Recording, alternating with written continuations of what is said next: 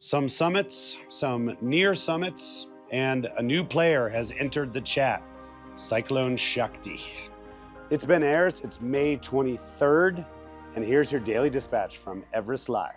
Hi, I'm in Kathmandu. I have a little more voice. The doctor said I was going to survive, gave me some steroids. Thank you, everybody who's been commenting and wishing me well. I really appreciate it. I think that actually is the medicine that's been making me feel better. We're so excited to see how this has grown over the past month and to have all of you following along. So what's happening on Mount Everest? Last night was a big push for today's weather window. There were a lot of teams up in Camp 4, and I think the high winds and not great conditions inspired a number of those teams to turn around, including Kami Rita Sherpa, who was on his bid for the breaking his own record, but the world record 31st ascent, leading an Indian Army team. They turned around and I believe are waiting to go back up again either tonight or they're going to come down to Camp 2 and rest for the next weather window.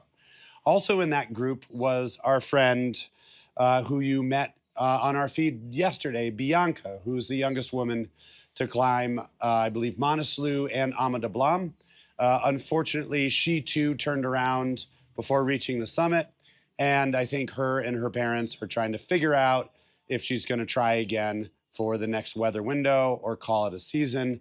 Either way, let's send her a lot of love and support for just giving it such a good try. Oh, and the last team to turn around was a Brazilian team that's been supported by 8K Expeditions.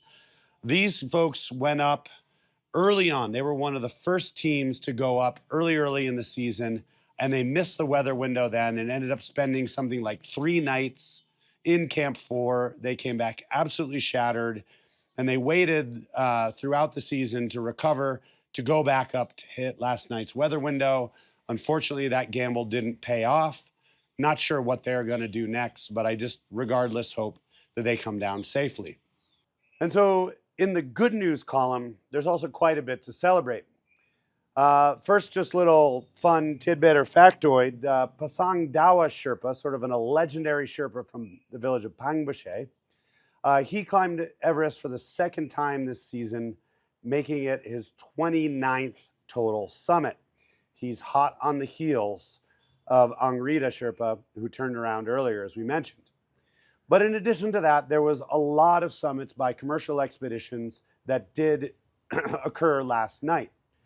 Garrett Madison had a big team reach the summit. He had been kind of waiting all season for this late weather window. It seems like that gamble really paid off well for him. In addition to that, Peak Promotion had 7 clients that reached the summit. 14 Summits had 4 clients. Pioneer Expeditions had 5 clients reach the summit.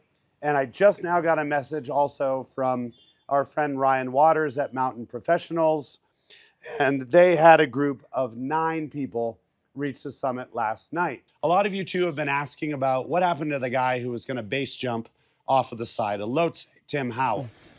Second time on this project. We tried to fly a wingsuit off of a certain pillar on Lhotse. Wow. Unfortunately, second time the wind and the weather and the clouds were against us. So basically what happened was, yet again, they reached the launch point, 8,300 meters. Tim is one of the most meticulous, by the book people I've ever met, which I think is sort of a prerequisite to be a living, breathing professional base jumper.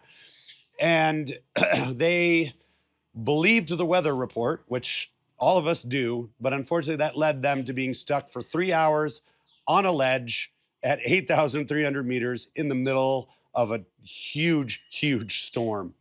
And that sort of scuttled their launch attempt. They've made it back to Everest Base Camp, and I think that they're going to call it for this year. We were waiting for Tim to post it on his own Instagram before we let you all know, out of respect. So unfortunately, that dream didn't work out, but you got to give Tim and those guys props for every single expedition coming back alive with all their fingers in their toes. Ultimately, that's what matters, and that's really what counts. So in other news, we're looking forward now. This last push, this last weather window didn't work out. Looks like the winds are going to build and get bad again. The next opening is looking at like a stretch between the 27th, 26th, 27th, and the 29th or 30th of May. This is our last weather window as climbing on the mountain closes at the end of May. So these 3 days here, everybody who's left on the mountain, who has any energy, any gumption, any desire to go back up, this is it. And this is their last shot. I'm guessing is what we're going to see is a lot of people going back to Camp 2, maybe even base camp, chilling out, resting, and then just being poised to run up and get it done for the last time. It's been a little while since we've had a season like this where the weather's been so choppy, so inconsistent, and so regularly bad with high winds. I think these teams are just really hoping that this last window is what's going to allow them to make their dreams come true. But then, as I mentioned, the new player entering the chat is a cyclone brewing in the Bay of Bengal called Cyclone Shakti. I think that they're watching this weather pattern form. Seems like people in Mumbai and different places in southern India are starting to go on red alert. They're starting to watch this weather pattern. And in terms of Mount Everest, it's still going to be a number of days, even if the cyclone does form, before it would reach us up here and impact the weather. What it would necessarily do is if it does take this northern trajectory, which has happened in the past, this storm would be bringing a ton of moisture out of the Bay of Bengal, and it would basically just hammer the mountain in snow and wind and precipitation, and it would end climbing definitively for the year. So it's too early to tell, but it's yet another variable that actually may close that last weather window. This, friends, is why it's not easy to reach the summit of Mount Everest. We're very happy to hear that everyone's healthy and safe. We hope everyone makes the right decision, comes down, and whatever happens, we're going to talk to you more about it tomorrow. Have a good one.